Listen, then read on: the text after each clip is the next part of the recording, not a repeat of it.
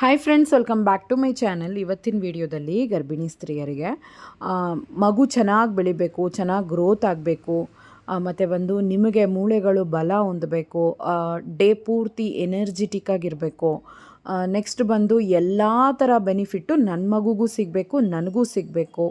ಏನು ಮಾಡೋದು, ಎಲ್ಲ ಥರ ಊಟನೂ ಒಂದೇ ಸಲ ತಿನ್ನೋಕ್ಕಾಗಲ್ವಲ್ಲ ಅಂತೆಲ್ಲ ನೀವು ಅಂದ್ಕೊತೀರಾ. ಯಾಕಂದರೆ ಎಲ್ಲ ಟೈಮು ಅಷ್ಟೇ ಫ್ರೂಟ್ಸ್ ಆಗಿರ್ಬೋದು, ವೆಜಿಟೇಬಲ್ಸ್ ಆಗಿರ್ಬೋದು, ಸೊಪ್ಪಾಗಿರ್ಬೋದು, ಇಲ್ಲ ಎಲ್ಲ ಥರ ಸಿರಿಧಾನ್ಯ ಆಗಿರ್ಬೋದು, ಎಲ್ಲನೂ ಇಂಟೇಕ್ ಮಾಡೋಕ್ಕಾಗಲ್ಲ. ಎಲ್ಲ ಒಂದೊಂದು ದಿನ ತಿನ್ನಬೇಕಾಗುತ್ತೆ.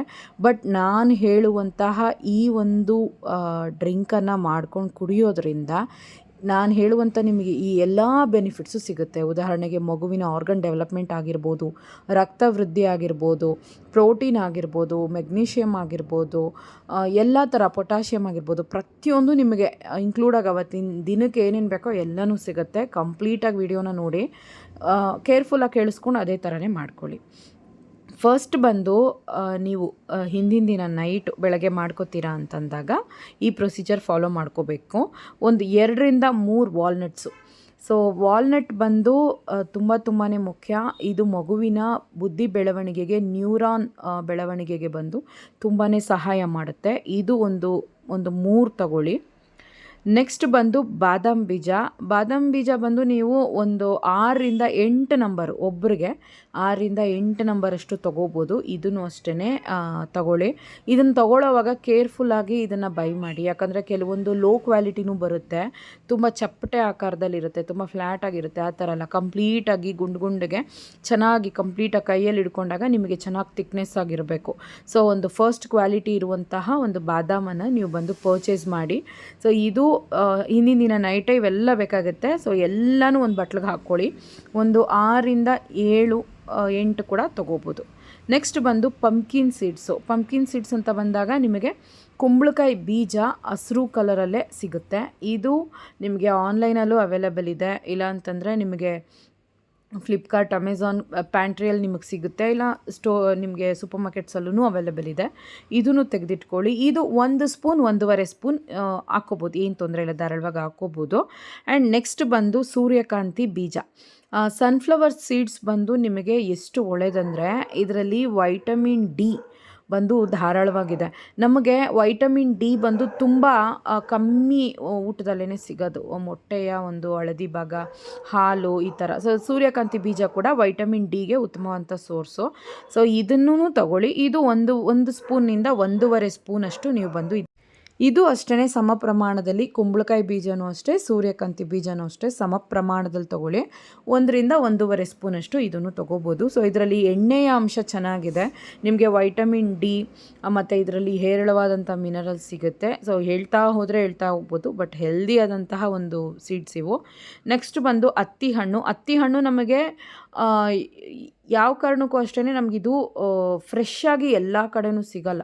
ಸೊ ಹಾಗಾಗಿ ಈ ಒಂದು ಹಣ್ಣನ್ನು ನೀವು ಡ್ರೈಡಾಗೆ ತೊಗೊಳ್ಳಿ, ಏನು ತೊಂದರೆ ಇಲ್ಲ. ಸೊ ಡ್ರೈಡ್ ಫಿಕ್ಸ್ ನೀವು ಒಂದು 2 ರಿಂದ 3 ನಂಬರಷ್ಟು ತಗೊಳ್ಳಿ. ನೆಕ್ಸ್ಟು ಒಣ ದ್ರಾಕ್ಷಿ. ಒಣ ದ್ರಾಕ್ಷಿ ನಿಮಗೆ ಗೋಲ್ಡನ್ ಕಲರಲ್ಲೂ ಬರುತ್ತೆ ಮತ್ತು ಬ್ಲ್ಯಾಕ್ ಕಲರಲ್ಲೂ ಬರುತ್ತೆ. ನಿಮ್ಮ ಇಷ್ಟ, ನೀವು 2ರಲ್ಲೂ ತೊಗೋಬೋದು. ಶುಗರ್, ಒಂದು ವೇಳೆ ನಿಮಗೆ ಗಸ್ಟೇಷನಲ್ ಡಯಾಬಿಟೀಸ್ ಇದೆ ಅಂತಂದರೆ ನೀವು ಇದನ್ನು ಕಮ್ಮಿಯಾಗಿ ಹಾಕ್ಕೊಳ್ಳಿ, ಜಾಸ್ತಿ ಬೇಡ. ಒಂದು 4 ನಂಬರಷ್ಟು ಹಾಕ್ಕೊಳ್ಳಿ. ಇದರಲ್ಲಿ ಹೇರಳವಾದಂತಹ ಫೈಬರ್ ಇದೆ. ಇದು ನಿಮಗೇನು ಮಾಡುತ್ತೆ ಅಂದರೆ ನಿಮಗೆ ಮಲಬದ್ಧತೆಯನ್ನು ನಿವಾರಣೆ ಮಾಡುತ್ತೆ. ಇದರಲ್ಲಿ ವೈಟಮಿನ್ ಸಿ ಜಾಸ್ತಿ ಇರುತ್ತೆ. ಸೊ ಇದು ನಮಗೆ ಆ್ಯಂಟಿ ಆಕ್ಸಿಡೆಂಟ್ ಆಗಿ ಕೆಲಸ ಮಾಡುತ್ತೆ. 2ರಲ್ಲೂ 4 ನಂಬರಷ್ಟು ತಗೊಳ್ಳಿ. ಒಂದು ವೇಳೆ ನಿಮಗೆ ಗೆಸ್ಟೇಷನಲ್ ಡಯಾಬಿಟೀಸ್ ಇಲ್ಲ ಅನ್ನೋ ಒಂದು ಸಮಯದಲ್ಲಿ ನೀವು ಇದನ್ನು ಧಾರಾಳವಾಗಿ 2 ಸೇರಿ 1 ಸ್ಪೂನ್ ಹಾಕ್ಕೋಬೋದು. ತುಂಬ ಸ್ವೀಟ್ ಆಗೋದು ಬೇಡ ಅಂತ ಹೇಳ್ತಾ ಇದ್ದೀನಿ. ಅರ್ಧ ಸ್ಪೂನನ್ನು ಈಚ್ ನಂಬರಷ್ಟು ಹಾಕ್ಕೊಳ್ಳಿ. ಇಷ್ಟನ್ನು ಕೂಡ ಹಿಂದಿನ ದಿನ ನೈಟು ನೆನೆಸ್ಬಿಡಿ. ಬೆಳಗ್ಗೆ ಎದ್ದು ಬಾದಾಮಿ ಬೀಜದ ಸಿಪ್ಪೆ ತೆಗೆದ್ಬಿಟ್ಟು ನುಣ್ಣಗೆ ರುಬ್ಕೊಳ್ಳಿ. ಸೊ ಇದನ್ನು ಹಾಲು ಹಾಕಿ ಬೇಕಾದರೂ ರುಬ್ಕೋಬೋದು, ಇಲ್ಲ ಅಂತಂದರೆ ನೀರು ಹಾಕಿ ಬೇಕಾದರೂ ರುಬ್ಕೋಬೋದು. ಜೊತೆಗೆ ಒಂದು ಬಾಳೆಹಣ್ಣು ಹಾಕ್ಕೊಂಡು ರುಬ್ಕೊಳ್ಳಿ. ಇದನ್ನು ಡೈಲಿ ಕುಡಿತಾ ಬನ್ನಿ. ನಿಮಗೆ ಹೆಲ್ದಿಯಾದಂತಹ ಲೈಫ್ ಚೇಂಜಸ್ ಇದರಲ್ಲಿ ನಿಮಗೆ ನಡೆಯುತ್ತೆ. ಸೊ ಎನರ್ಜಿಟಿಕ್ ಆಗಿರ್ತೀರಾ. ನಾನು ಹೇಳುವಂಥ ಎಲ್ಲ ಬೆನಿಫಿಟ್ಸು ನಿಮಗೆ ನಡೆಯುತ್ತೆ. ಮಗುವಿನ ಬೆಳವಣಿಗೆ ಮತ್ತು ನಿಮ್ಮ ಒಂದು ಆರೋಗ್ಯ ಚೆನ್ನಾಗಿ ವೃದ್ಧಿಸುತ್ತೆ. ಹೆಲ್ತ್ ಬೆನಿಫಿಟ್ಸ್ ಅಂತ ನೋಡಿದಾಗ ನಂಬರ್ 1 ಬಂದು ಮೇಯ್ನಾಗಿ ನಿಮಗೆ ಪ್ರೋಟೀನ್ ಚೆನ್ನಾಗಿ ಸಿಗುತ್ತೆ. ಬೇಬಿಗೆ ಆರ್ಗನ್ ಡೆವಲಪ್ಮೆಂಟ್ಗೆ ಏನೇನು ಬೇಕೋ ಅದೆಲ್ಲನೂ ಬಂದು ಇದು ಒದಗಿಸ್ಕೊಡುತ್ತೆ. ಹಿಮೋಗ್ಲೋಬಿನ್ ಲೆವೆಲ್ ಕಡಿಮೆ ಇದ್ದೇ ಇರುತ್ತೆ. ಎಂಥ ಪ್ರೆಗ್ನೆಂಟ್ ಲೇಡೀಸ್ಗೂ ಅಷ್ಟೇ, ಪ್ರೆಗ್ನೆನ್ಸಿಗೂ ಮುಂಚೆ ಹಿಮೋಗ್ಲೋಬಿನ್ ಇದ್ದರೂ ಕೂಡ ಪ್ರೆಗ್ನೆನ್ಸಿ ಆಫ್ಟರ್ ಹಿಮೋಗ್ಲೋಬಿನ್ ಲೆವೆಲ್ ಕಮ್ಮಿ ಆಗುತ್ತೆ, ಅನಿಮಿಕ್ ಆಗ್ತೀರಾ. ಸೊ ಇದನ್ನು ಧಾರಾಳವಾಗಿ ತೊಗೊಳ್ಳಿ. ಬೆಳಗ್ಗೆ 1 ಲೋಟದಷ್ಟು ಮಾರ್ನಿಂಗ್ ಎದ್ದ ಮೇಲೆ ನೀರೆಲ್ಲ ಕುಡ್ದಿರ್ತೀರಲ್ಲ, ಹಾಲೋ ನೀರೋ ಕುಡ್ದಿದ್ದು ಆದಮೇಲೆ ಒಂದು ಸ್ವಲ್ಪ ಹೊತ್ತು ಬಿಟ್ಟು ಇದನ್ನು ನೀವು ಬ್ರೇಕ್ಫಾಸ್ಟ್ಗೂ ಮುಂಚೆ ಇದನ್ನು ನೀವು ಕುಡ್ಕೋಬೋದು. ಇಲ್ಲ ಬ್ರೇಕ್ಫಾಸ್ಟ್ ಜೊತೆಗೂ ಕೂಡ ಇದನ್ನು ತಗೋಬೋದು.